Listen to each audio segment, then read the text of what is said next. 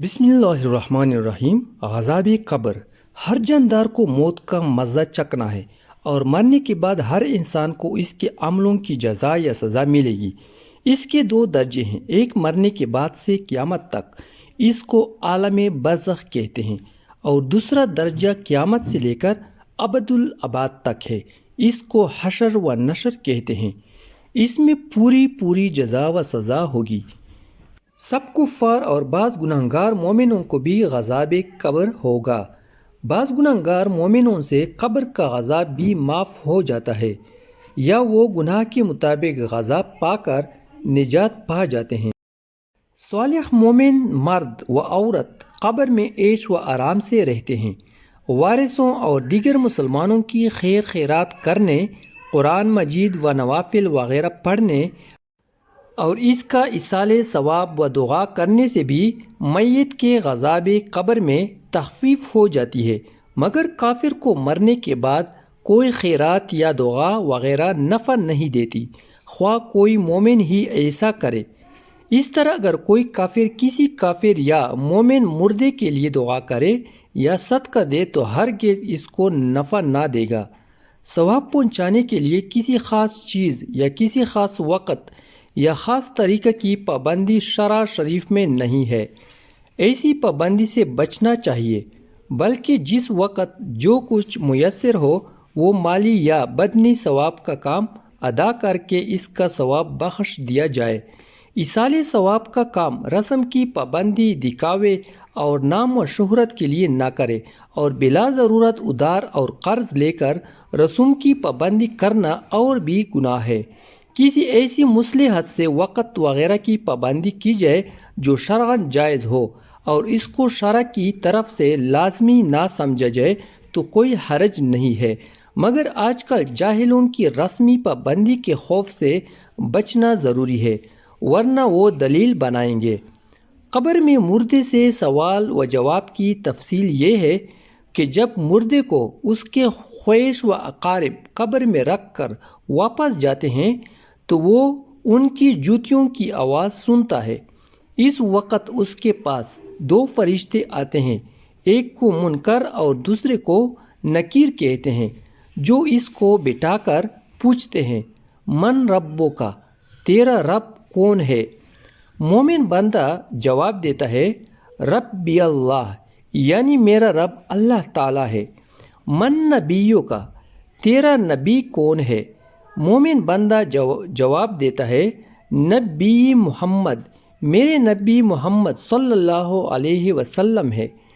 माँ दीनों का, तेरा दीन क्या है? मोमिन बंदा जवाब देता है, दीन याल इस्लाम, यानी मेरा दीन इस्लाम है। बाज़ रिवायात में दूसरा सवाल इस तरह है, माँ कुंता तक़ूलु फ़ी हाज़र रजुल, तो इस आदमी मोहम्मद सल्लल्लाहु अलैहि वसल्लम के बारे में क्या कहता था?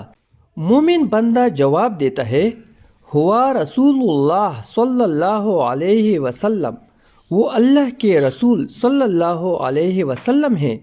वो फरिश्ते कहेंगे, तुझे किसने बताया? वो कहेगा, मैंने अल्लाह की किताबें पढ़ी, इस पर ईमान लाया और तस्दीक की।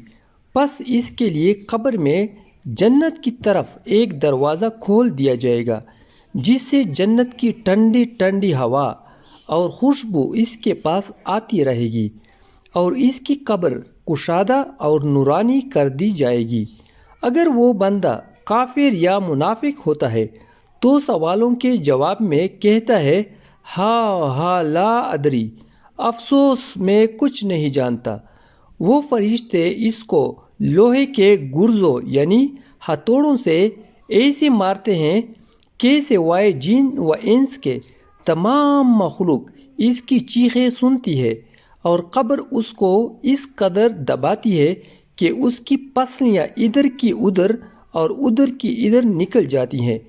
फिर दोज़ख की खिड़की इस पर खोल दी जाती है और वो हशर तक इस गज़ाब में मुब्तला रहता है।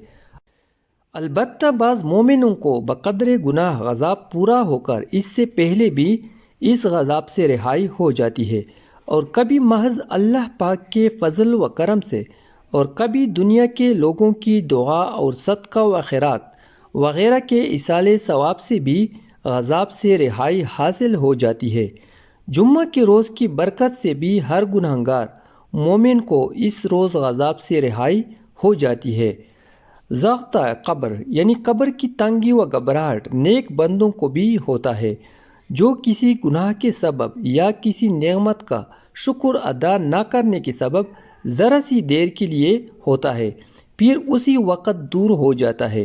بعض کو اللہ تعالیٰ کی رحمت سے نہیں بھی ہوتا۔ مرنے کے بعد ہر روز صبح اور شام کے وقت ہر مردے کو اس کا ٹھکانہ دکھا دیا جاتا ہے۔ جنتی کو جنت دکھا کر خوشخبری دیتے ہیں اور دوزخی کو دوزخ دکھا کر اس کی حسرت بڑھاتے ہیں۔